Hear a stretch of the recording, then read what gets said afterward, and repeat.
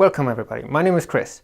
Here we have the Zoom H1n recorder as well as the Zoom APH-1n accessory pack. Let's see what's inside. Let's start with the H1n.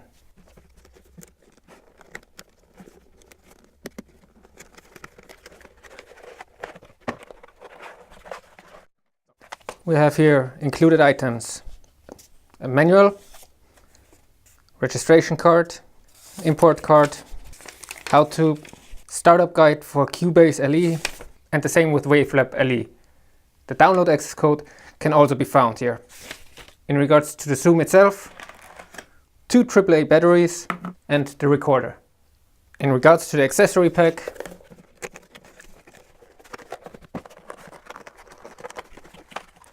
USB AC adapter, a micro USB to USB cable, some foam to put on top of the microphone against wind, a small tripod, a grip for mounting the Zoom on a microphone stand, and a carrying pouch.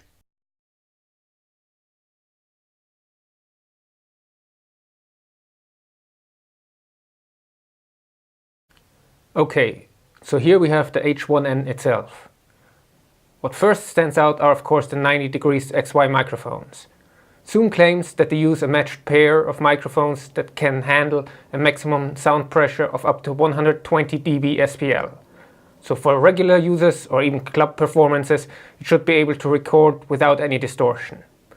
The unit is made of plastic, and what I have noticed is that any tapping on the body will be very audible in the recording. I think it will be best to just place it somewhere, like for instance on an optional tripod or the mic stand that comes with the optional accessory kit.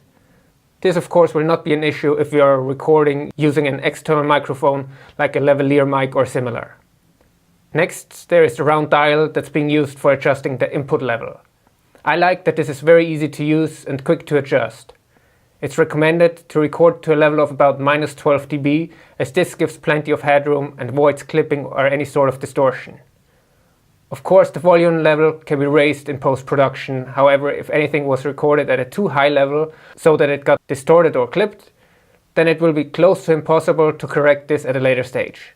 Just remember to try to record as close as possible to -12 dB. The display below is very helpful with this, as it does have an indicator of the incoming levels. If you do record too loud and the audio does clip, then you will see this on either the clipping markers to the right of the level indicator on the screen, or the red light next to the recording button will flash up. If this is the case, then lower the audio input levels via the dial. The screen itself is backlit, and unlike the previous versions that had an amber display, this one is white, so it's very easy to see in the dark. It shows, next to the already mentioned levels, also how much space there is left on the micro SD card, or how long the recording has been active, depending on whether you are on the main screen or actively recording.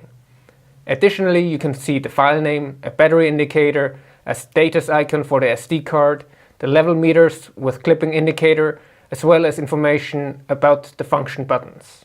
Below the screen are the 4 function buttons for changing the major settings from the main screen.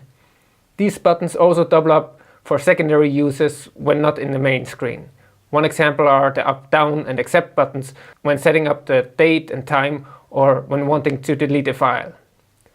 When you are on the main screen, pressing the audio button lets you change between the different recording qualities. The Zoom H1n can record in WAV or MP3. As MP3 is a compressed format, the audio quality of WAV files is of course better. However, as a result, WAV requires more space. You can switch between various bit depths and sample rates. I personally set it to 24-bit 48 kHz and will leave it this way. The second button lets you enable a low-cut filter. Microphones in general record many low frequencies which can muddy up the sound, so it is quite common to block the lower frequencies with such a filter, as this will reduce noise.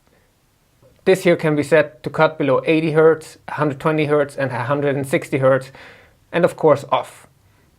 As the human voice will not really produce sounds lower than 80 Hz, and I will primarily use it for voice recordings, I will set it to 80 Hz. The third button is a limiter.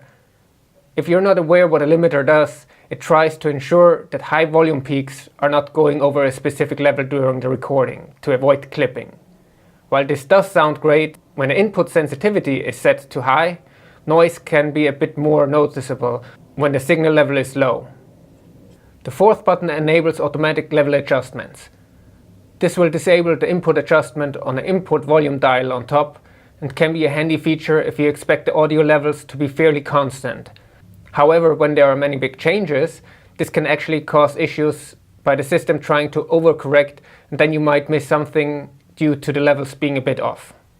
On the right side you have a microphone input, the micro SD card slot, a delete button, the start button with a lock feature, and the micro USB slot to connect the H1n to the computer or to a power source. On the left side there is a phone or line out, which enables you to either connect headphones for monitoring or to connect the H1n to other equipment like a DSLR to be used as a microphone. Also, there is a volume rocker button for adjusting the playback volume. On the back side there is a 1/4" 20 thread and the battery compartment. It uses 2 AAA batteries. When it comes to using the H1n, you should first make sure that batteries and SD cards are inserted. Then you can start it up by pulling the power switch on the right side downwards until you see the screen come up. When booting it up for the first time, you will be asked to set the language and time and date. After adjusting the audio settings as you require, you can start the recording by pressing the big button with the red circle in the center. The screen will switch over to show the recording time, and the audio button will switch to show mark on the screen. Pressing this, you can set markers as cue points. During playback, you will later be able to jump between the positions by pressing the back and forward buttons. Up to 99 marks can be added to each recording this way. The pause resume button will allow you to pause the recording and, well, to resume it again. Pressing the record button again will stop the recording. To listen to it, you can use the play pause button. The Zoom H1n also has further recording functions, like an auto record feature that will start a recording automatically when the input level exceeds a set value. It is also capable of pre-recording, which keeps 2 seconds of recording before the recording button is actually being pressed. It has a self-timer for starting after a specific period of time. This can be 3 seconds, 5 seconds or 10 seconds. If the self-timer is set, then the previously mentioned auto-record and pre-recording features are not available. There are further features like overdubbing. You can repeat playback of a specific interval, an A-B repeat. There are some sound effects for playback, which seem to be some preset equalizer settings. If you want to record into a DSLR camera, you can send out a test tone over the phone or line out check on the left.